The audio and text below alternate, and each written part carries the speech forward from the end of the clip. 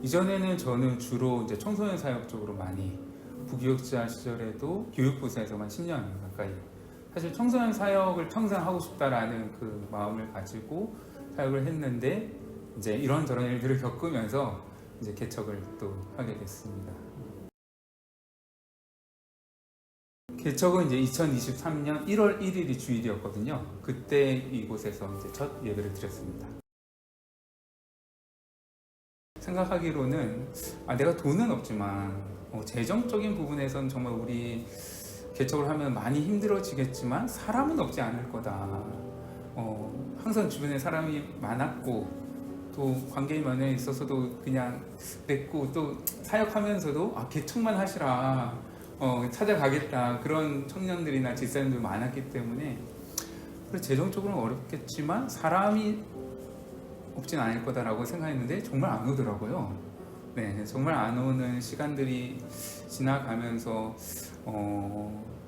예배 자체는 사실 기쁨은 더 있었어요. 왜냐면은 부교육자 때보다 더 제가 꿈꾸는 예배를 이렇게 구성해가지고 예배를 드리니까 주일 예배 자체는 너무너무 좋았고 또 저희 4명이랑 한두 명 정도가 이렇게 좀 있었거든요. 같이 교제하고 나누는 시간도 주일은 정말 예배 끝나고 나서 한 대여섯 시간을 같이 식사도 하고 티도 마시면서 나눔도 해가지고 주일은 너무너무 행복했지만 이제 나머지 시간들은 교회에 저 혼자 있는 시간이 많았으니까 새벽 기도에도 항상 혼자였고 금요 기도에도 가족들 오면은 이제 같이 하고 가족들이 어떤 사정되는 무덤에 이제 저 혼자 하고 되게 외롭긴 했었는데 여기가 좀 광야이구나 하나님이 날 훈련시키기 위해서 또 이런 시간들을 허락하시는구나 라는 생각들을 하는 기간이었고 그 시간 통해서 정말 많이 배웠습니다. 저는 하나님께서 교회를 어떻게 세워가시는지도 많이 배우는 시간이었고 또 하나님께서 제게 주시는 어떤 교회에 대한 비전 이런 것들도 굉장히 세밀하게 좀 준비할 수 있는 시간이 되었던 것 같고 더 나아가서는 진짜 한 사람이 얼마나 소중한가 교회에 한 사람이 들어온다라는 거, 한 사람이 찾아온다라는 게 얼마나 신비하고 놀라운 일인가를 알게 되는 그런 시간이었습니다. 저는 어려서부터 제가 개척교회에서 나고 자랐거든요. 그러니까 어머님이 개척교회 멤버셨기 때문에 제가 어려서부터 다녔던 교회는 진짜 한 20명, 30명 정도가 되는 그런 규모의 교회를 다녔어요. 근데 거기서 자라면서 저는 그 작은 교회가 가진 힘과 그 행복을 엄청 많이 누리면서 자랐거든요. 목사님이나 전도사님은 정말 가족과 같이 저를 챙겨주셨고 또 가정들이 속사정들을 전부 다 알면서 어떤 어려움이 있는지 그것을 어떻게 신앙으로 극복해 나가는지를 저는 어렸을 때 늘 배우면서 자랐기 때문에 그 작은 교회가 가지고 있는 것에 대한 굉장히 어떤 거기가 내 고향인 것 같은 느낌은 늘 있었어요. 그래서 신학을 하게 되고 또 부교육적으로 사역은 했지만 늘 나는 개척을 해서 내가 그렇게 나고 자라면서 나를 제자로 세워졌던 그 교회에 대한 그 마음은 늘 있었고요. 언젠가 준비만 되면은 나는 개척을 하겠다. 그래서 그런 교회를 만들어 가고 싶다. 라는 생각이 늘 있었는데 그 시기는 생각보다 빨랐죠. 2022년도에 제가 갑자기 교회를 사임하게 되는 좀 상황이 발생했습니다.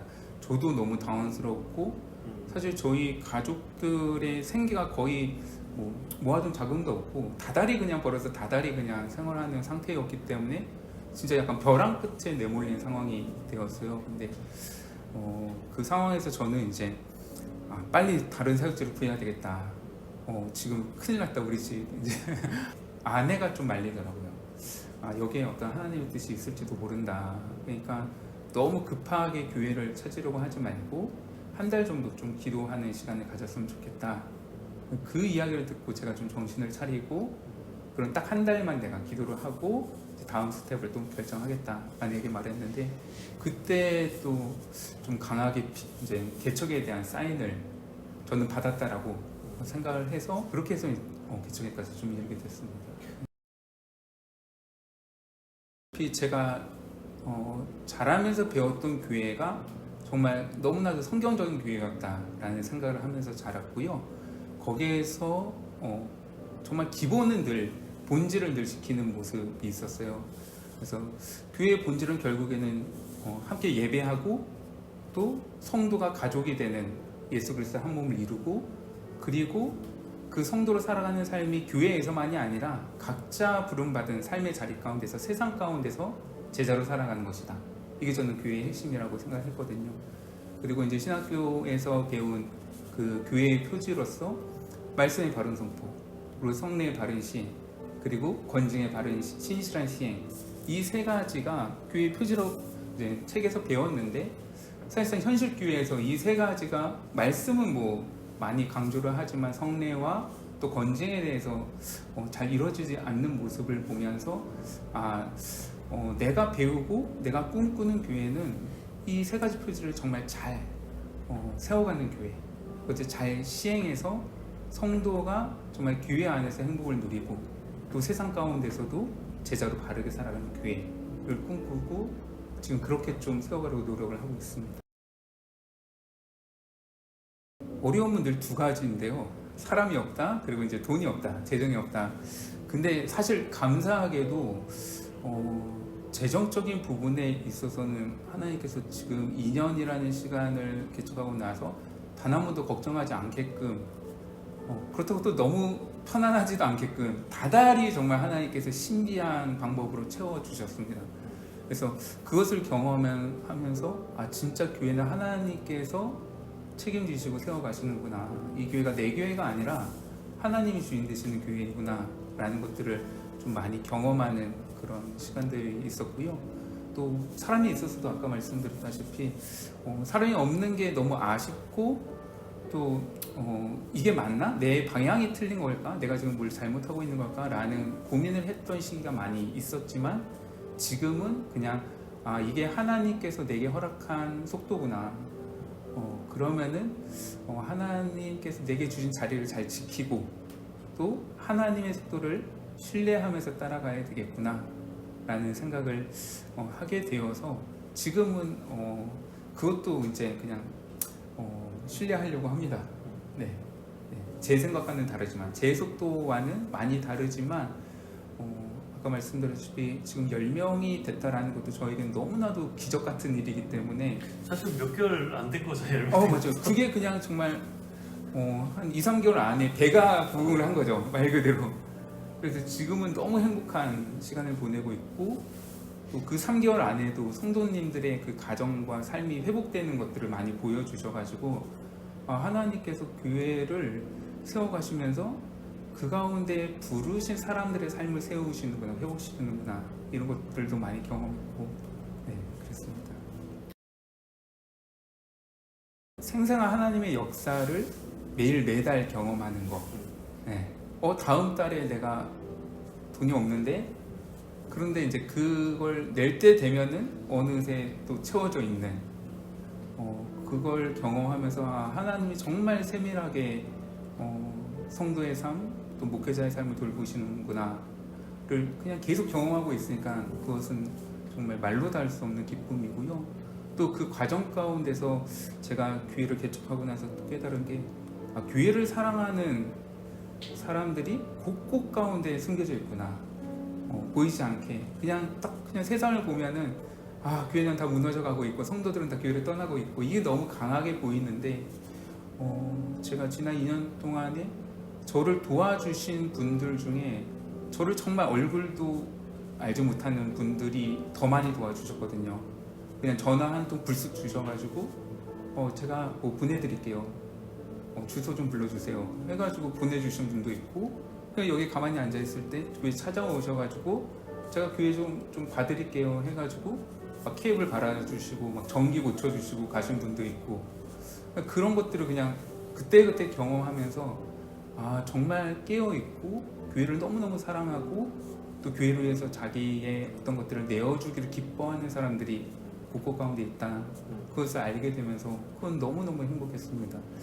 그리고 짧은 시간이지만 최근에 오신 성도님들의 삶이 정말 교회를 통해서 하나님이 터치해 주시고 상황들을 바꿔주시는 것들을 지금 경험하고 있는 주간이다 보니까, 그건 정말 살아있는 하나님의 역사가 펼쳐지는 걸 보는 것 같아서 너무 행복하죠.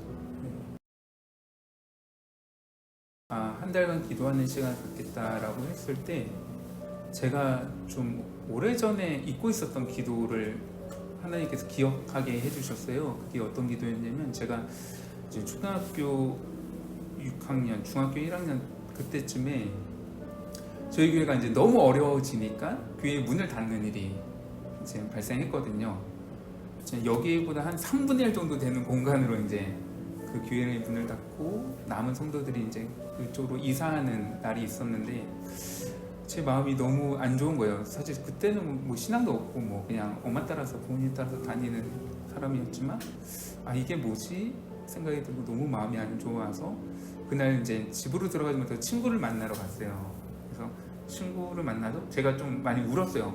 근데 친구는 좀 당황하잖아요. 갑자기 남자애가 뭐 초등학교 6학년 애들이 서로 얘기하면서 울 이야기가 없어요. 근데 이제 울면서 제가 오늘 이런 일이 있었다. 이제 교회가 문을 닫았고 이제 다른 곳으로 이사를 했는데 가보니까 진짜 뭐 사람 앉기도 힘든 그런 좀 작은 상가더라. 그러면서 좀 마음이 너무 안 좋다 그런 얘기를 했는데, 그러면서 그 친구가 좀 많이 위로를 해줬고, 그러면서 제가 좀 기도했던 게, 하나님, 제가 나중에 커서 어른이 되면은, 지금은 내가 교회를 위해서 할 수 있는 게 아무것도 없지만 그때는 좀 문을 닫는 교회에 어려움이 생긴 교회가 있으면 좀 그 교회를 도울 수 있는, 무너지는 교회를 세울 수 있는 사람이 되게 해주세요 라는 기도를 그때 했었어요. 근데 저는 그걸 잊고 지냈는데 기도하면서 그게 갑자기 떠오르더라고요. 그때 그 장면, 내가 어디에서 어떤 기도를 했었는지를 하나님이 생각나게 해주셔서 이제 그게 떠올랐고, 거기서부터 내 삶 가운데 개척의 길은 처음 시작이 됐구나